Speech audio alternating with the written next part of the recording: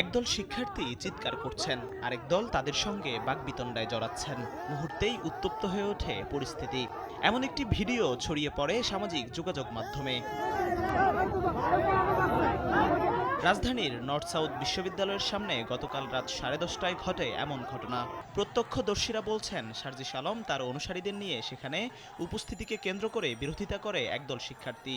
সার্জিস আলম বসুন্ধরায় আসার পর ও তার কিছু দলবল নিয়ে মিটিং করে। কিছু সাধারণ শিক্ষার্থী নর্থ সাউথ আইবিএবির কিছু সাধারণ শিক্ষার্থী নর্থ সাউথের আর্টে ছিল।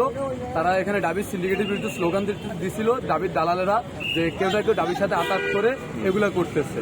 যেটা প্রতিনিধিত হয় যে আমাদেরকে ঢাবির দালাল বানানো হয়, অনেক কিছু বলা হয় আর কি। হ্যাঁ, তো এই ধরনের কথাই আমাদের সাথে একটু কথা কাটাকাটি হচ্ছিল।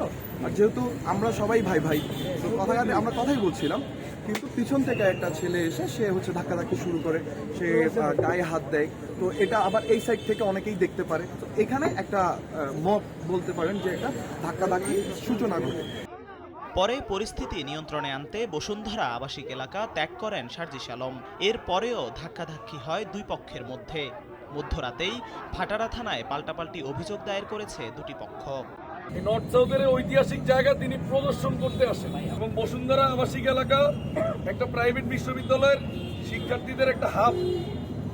এই জায়গায় আপনি এতদিন পরে এসেছেন, এই জন্য আপনাকে আমরা আমন্ত্রণ জানাই। এনসিপির অনুসারীরা শিক্ষার্থীদের বিরুদ্ধে হামলার অভিযোগ এনেছে। অন্যদিকে শিক্ষার্থীদের দাবি হামলা হয়েছে তাদের উপর, ছিনতাই হয়েছে ফোন ও নগদ টাকা।